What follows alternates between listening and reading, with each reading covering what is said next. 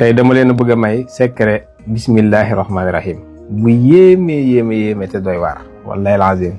secret bii ma leen di may ngir yàlla teewlu leen ko te déglu ko ndax yaakaar naa ne képp ku ko dégg xam ne lu yéeme la dama leen koy joxe ak yéene.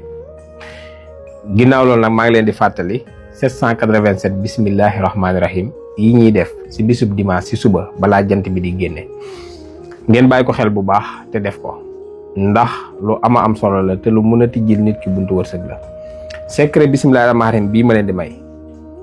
tegale ko une semaine nga def ko nga xool ba xam suñu borom du tijji say buntu wërsëg suñu borom dina tijji say buntu wërsëg bëgg a yéemu si yàlla rawatina yéen ñi nekk bitim réew te jamono ji mu dëgër lool. li may jot si ay appel ñi nekk bitim réew te mu dëgër lool seen côté kenn xamul nu mu toll. heure boo xëyee suba lu mu xat-xat def ko bala ngaa dem bismillahi rahmaani rahim bismillahi rahmaani rahim da nga koy def junni yoon. xaw naa bëri nag waaye matul 30 minutes wala ëpp ko bismillahi rahmaani rahim ngay def junni yoon maanaam mooy 1000 fois. soo paree junni bi nga teg si fatiha téeméeri yoon alhamdulillahi rabbil alamin arrahmaani rahim maliki yawmi din iyyaka na'budu wa iyyaka nasta'in ihdinas siratal mustaqim siratal ladzina an'amta alayhim ghayril maghdubi alayhim wala daalin loolooy fatiha nga teg ko si téeméeri yoon. doo defee bismillahi rahmaani rahim bismillahi rahmaani rahim bismillahi rahmaani rahim junni yoon da nga siy teg alhamdulillahi rabbil alamin ba mu jeex téeméeri yoon. gis nga lii maa ngi lay jox sarax buy dindi mbooleem gàllankoor bu nekk si sa yaram moo xam cat la moo xam njabar la moo xam umute la ba mënatoo am dara wala sax xamoo lu mu doon waaye gis nga sa yaram di diis ngay tàyyeel di feebar te xamoo sax lu mu doon soo defee sarax bi incha allahu rabbi mu deñ si kàttanu yàlla. da ngay ut 7 kilo dugub maanaam juróom-ñaari kilo dugub loolu yaakaar naa yomb na ñëpp mun nañ koo am. su ko defee nga ut darab bu weex tàll nga bàyyi bañ julli timis ba pare bala ñoo julli gee kon maanaam diggante timis ak gee ngay def lii may joxe nga bàyyi bañ julli timis ba pare nga tëj sa néeg yow kase nag. su ko defee nga simmee ko ba set ngeen baal ma si kàddu gi noonu lañ koy defee